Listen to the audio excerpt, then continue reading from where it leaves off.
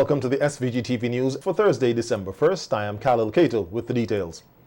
Recent statistics have shown that over 800 persons in St. Vincent and the Grenadines are living with HIV/AIDS and only half are on medication.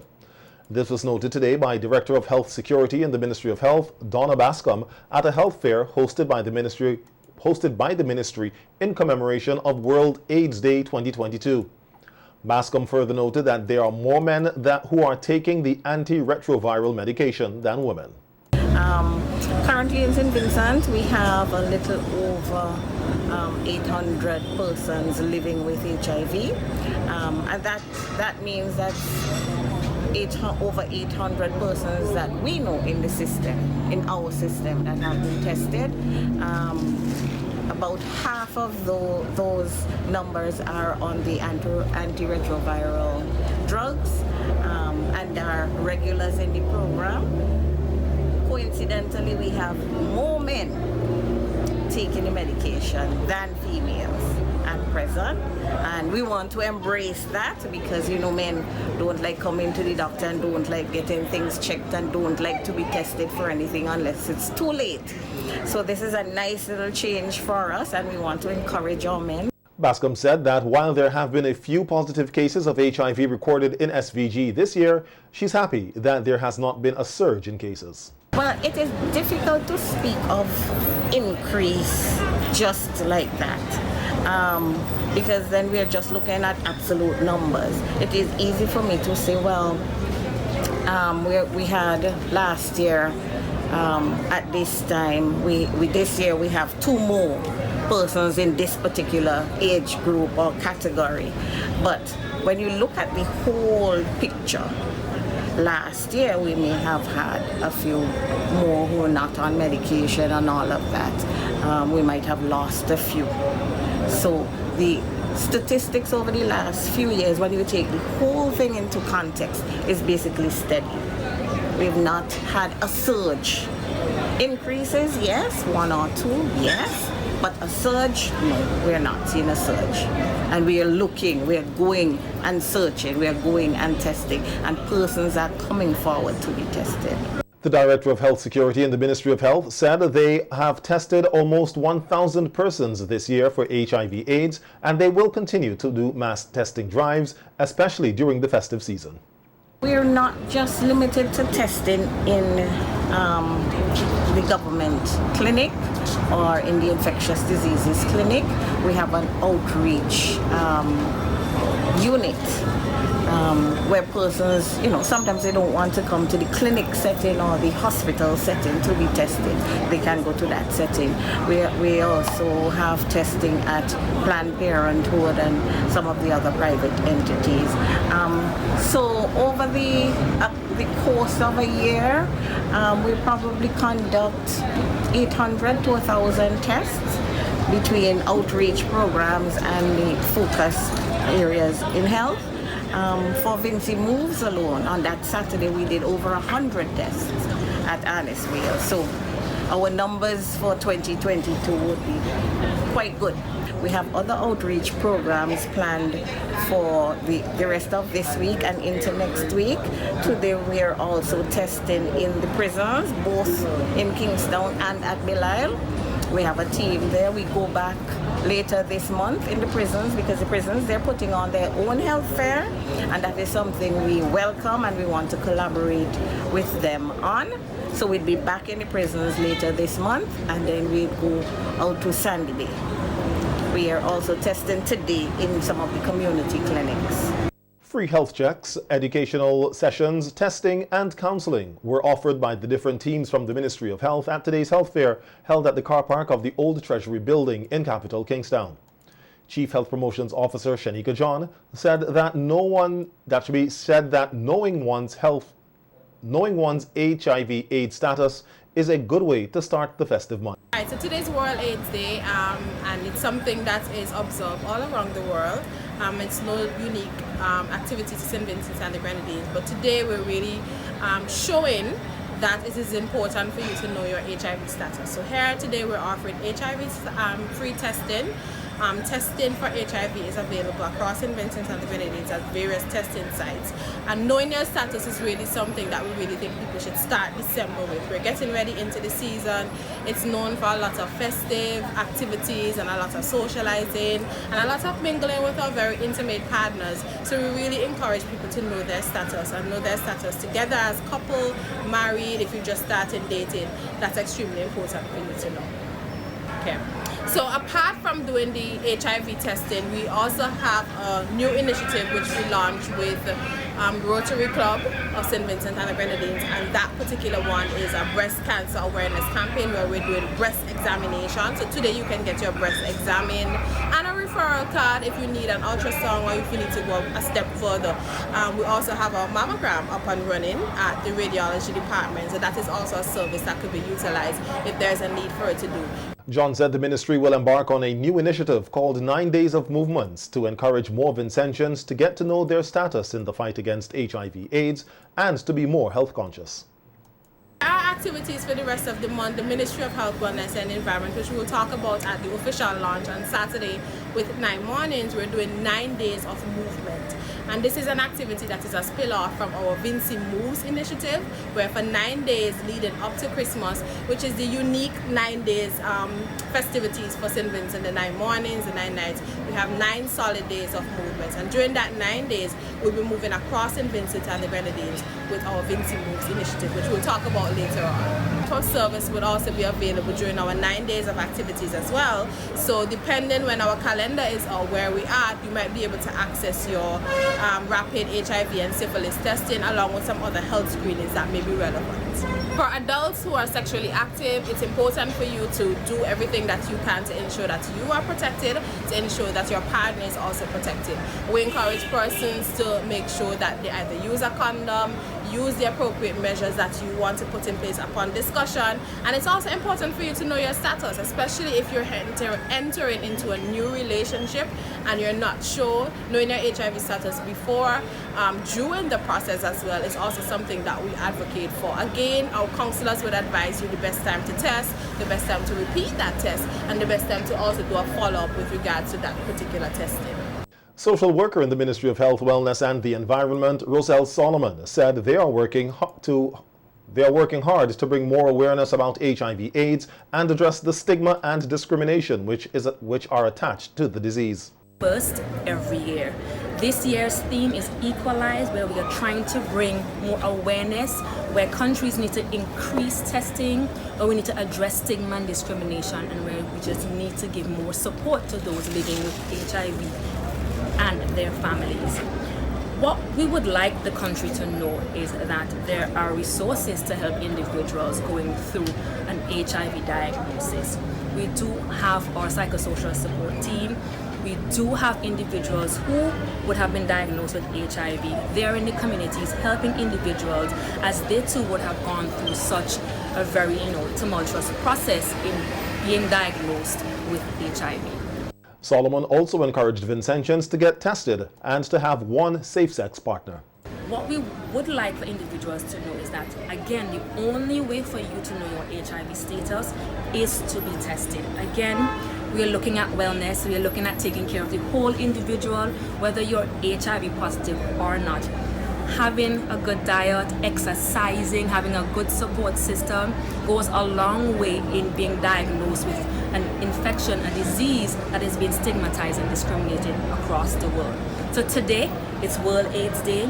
We're looking to equalize. We're looking to make sure that moving forward, coming out of a pandemic, that we are stronger and that we are fully supportive of those living with HIV. In other news, vendors in capital Kingstown are now settled in the new market facilities, and they are appealing to their customers to come into the markets to shop.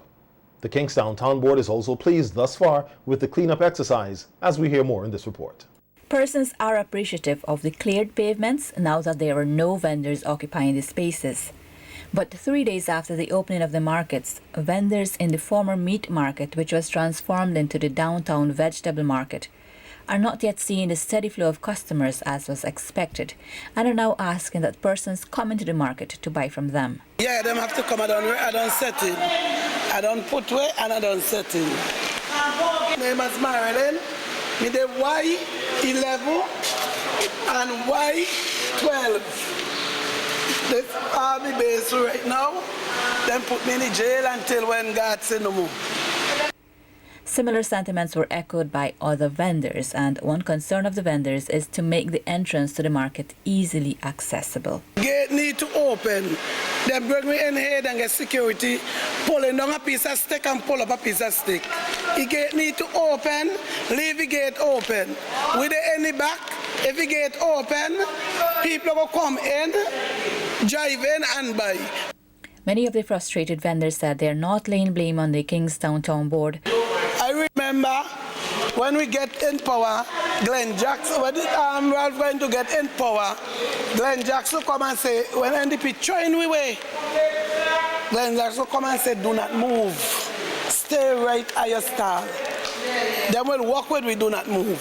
So how now, don't go in a jail. They may say over the market is jail. And don't go in the because that is not a market. So how now they want to push you in the jail? How come now?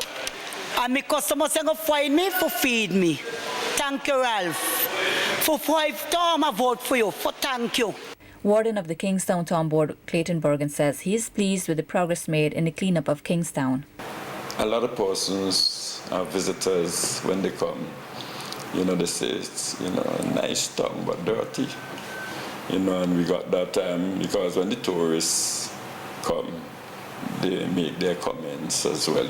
You know, so it's not only, you know, health issue and neatness and things, it's an economic issue as well, because all of us would get to do what we have to do in comfort, in decency, and in order. Bergen says the fee for vendors remains at $5 per stall, but vendors said they now have to pay $30. Also, the vendors said they have not yet received the $200 promised to them for relocation. The police and the planning division are said to be working hand in hand to ensure vendors stay off the streets. The only vendors that are allowed to remain are the fresh fruits and juice vendors as well as the newspaper vendors. A flea market is also organized for the Friday and Saturday vendors. The new downtown market, there is a space between the two markets where you have like a overhead, something there. We're going to put some persons' tables there so they can, and then in the yard we'll set up some tents again with table. Some people can use in Chinatown as well. And you know, so those are for those who come on the weekend. 12 retired principals were recognized today for their contribution to the education sector at an awards ceremony hosted by the Primary Schools Principals Association at the Young Island Resort under the theme Celebrating Our Nation Builders.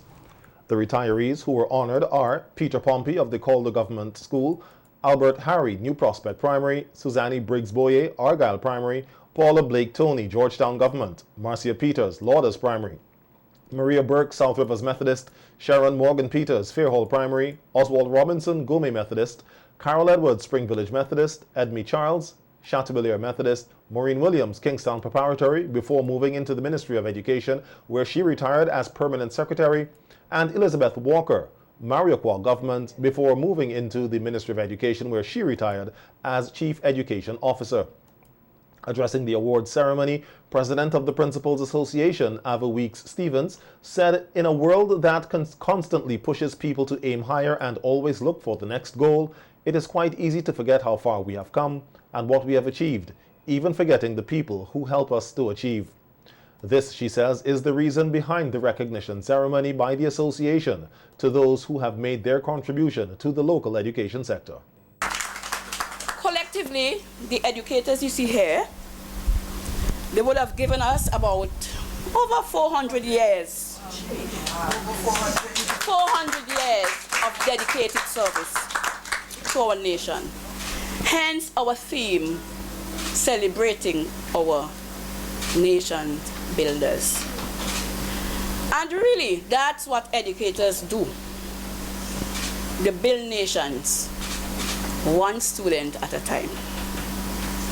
Awardees, I know that you are satisfied that you have channeled a career path of energy ideas, and most importantly, leadership.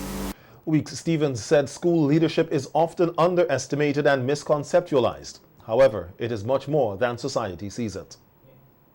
Some perceive the principal as a terrorizing figure who administers suspension, expulsions, and detentions.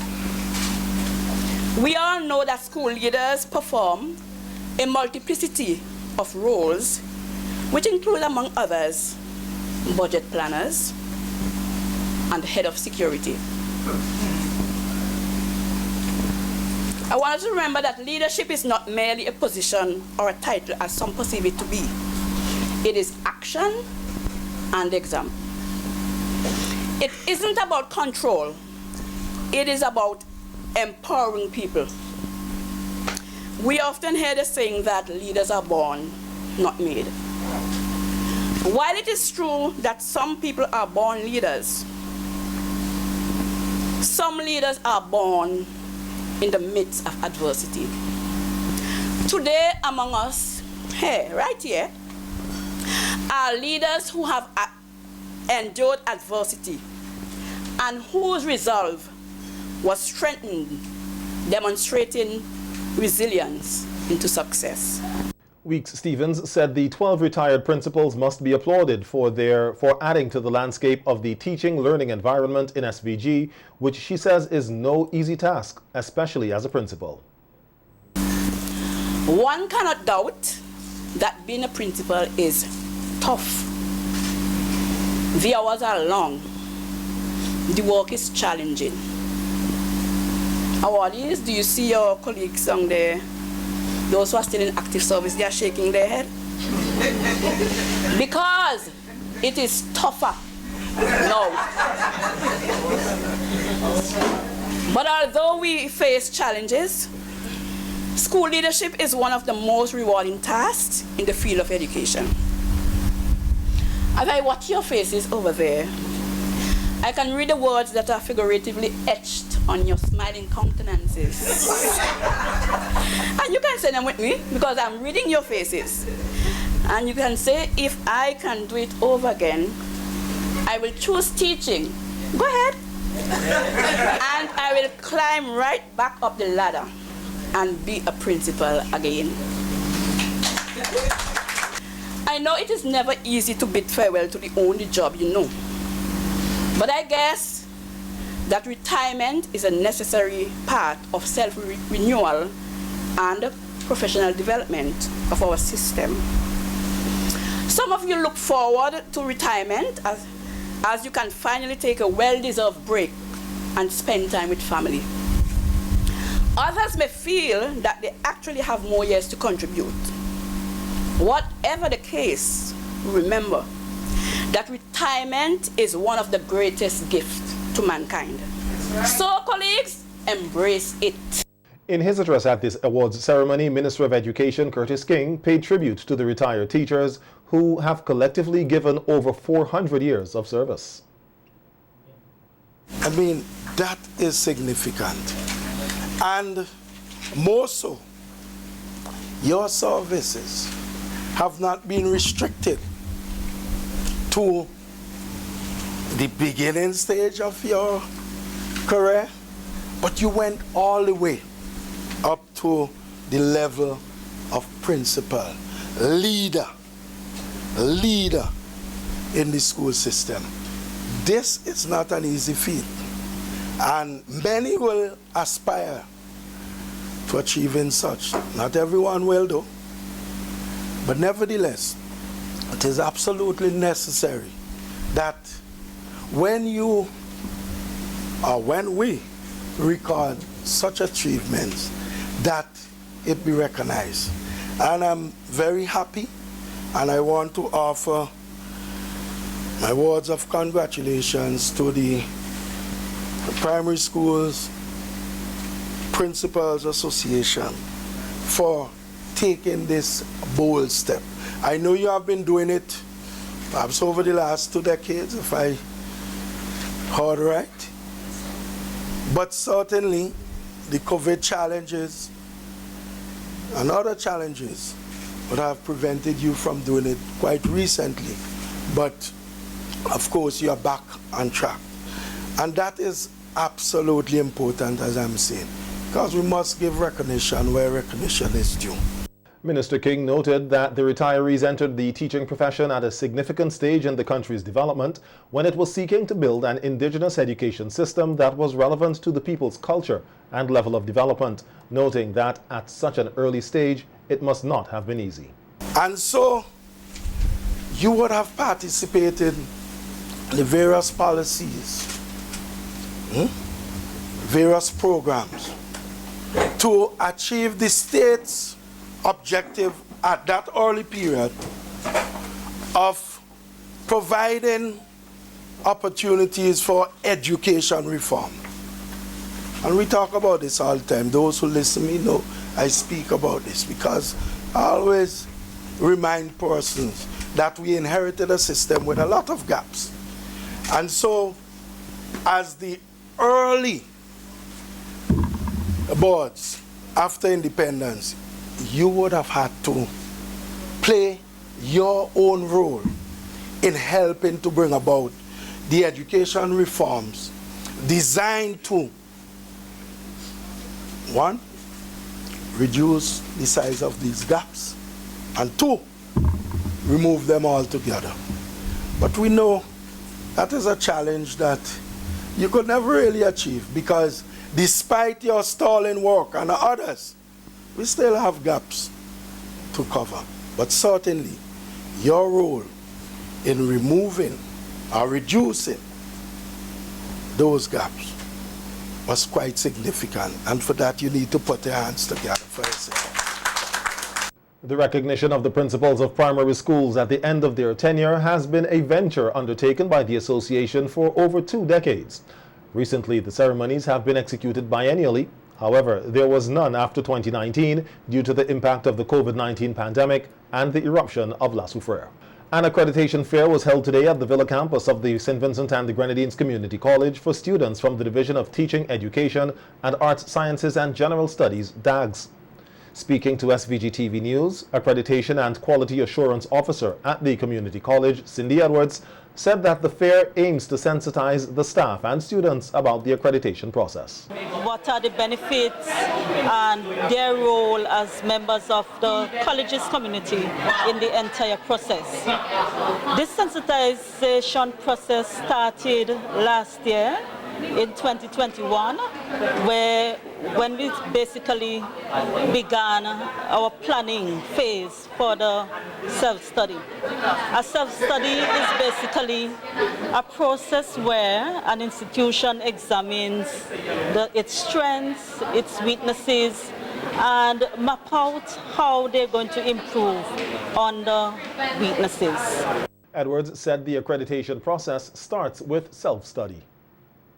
The self-study also takes place for a duration of approximately 2 years, and after you would have gone through that, a report is done up and submitted to that external agency, which is the National Accreditation Board, which of course will review the process and decides whether or not we have met the quality standards that they would have provided us with to guide the entire process.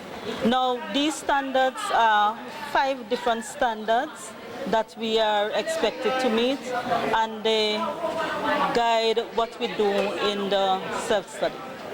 Chairperson of the Accreditation Fair, Jamisha Roberts-Daniel, explained what self-study is and the different areas that were being highlighted at the Accreditation Fair today.